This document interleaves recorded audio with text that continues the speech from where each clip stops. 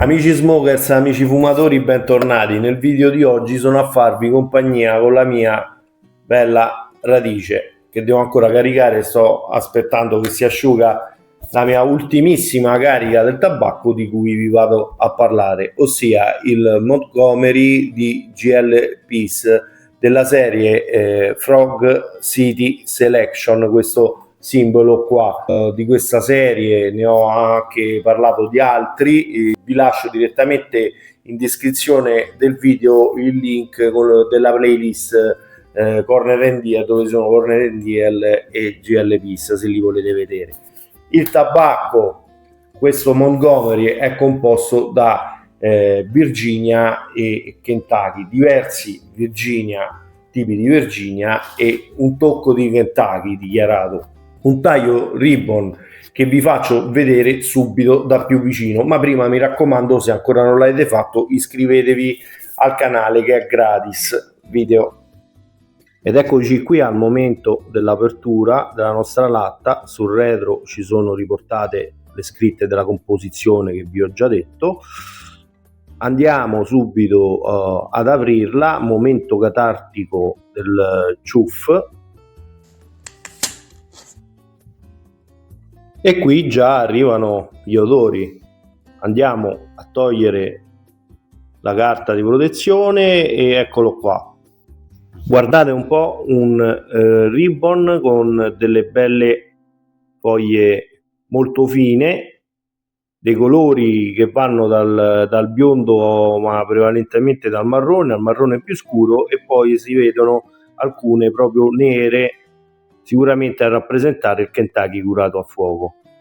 All'olfatto si viene subito a contatto con degli odori alcolici di frutta matura, ma anche un pochino anche come di formaggio stagionato, quasi che mi ha riportato a quei sapori del Peric di Corner NDL, delle manifatture Corner NDL. Ha un'umidità molto umido, difatti un taglio è un taglio ribbon che non brucia neanche troppo velocemente. Tenuta aperta un mesetto, questa ultima carica, come vedete, ancora si rimaneva appiccicata alle dita, e questo lo faceva anche di più all'inizio, essendo delle foglie fine abbastanza umide. È stato necessario anche per me lasciarle asciugare abbastanza il tabacco perché si sarebbe appiccicato, insomma. Ai sapori devo dire una prevalenza di questi Virginia, prevalentemente agrumati ma anche vegetali. Kentucky, che all'inizio un po' più blando, diciamo, ma affiora di più dopo la metà del fornello, con questi sentori più di legna da ardere, cosa che solitamente per me fa le miscele con Virginia e Kentucky, ossia che il Kentucky dopo metà fornello affiora e si sente di più. Non so se è solo una cosa mia o se l'avete fatto caso anche voi. Se dovessi fare una stima della percentuale di Kentucky, potrei dire, non lo so, un 10%.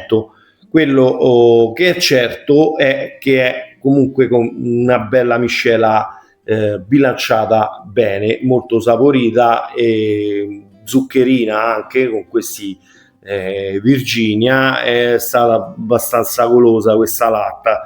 L'ho fumata durante un mese per centellinarla un po', non perché non mi piaceva, anzi il contrario. Un corpo di sapori totalmente da 1 a 5, un'intensità gli darei 3,5. Nicotinicamente anche direi da 1 a 5 3, perché comunque sia non era un Virginia leggerino, un pelo sopra la media. Si vede che il Kentucky in questo caso ha giocato il suo ruolo. Una noterum abbastanza piacevole, non invadente, non fastidiosa.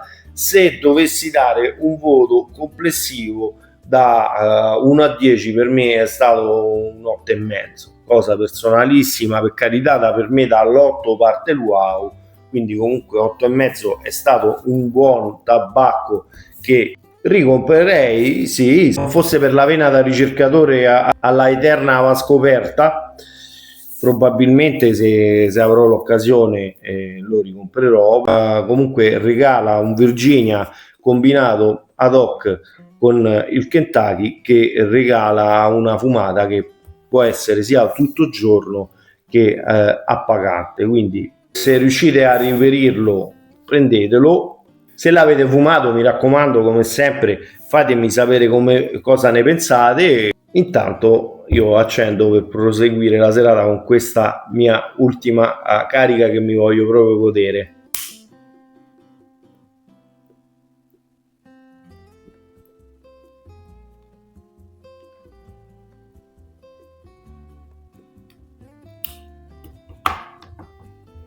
Due puff l'abbiamo fatti. Un brindisi sempre alla vostra salute con un guscetto di grappa. Salud. Y como siempre ha sido un verdadero placer. Hasta la próxima, amigos smokers.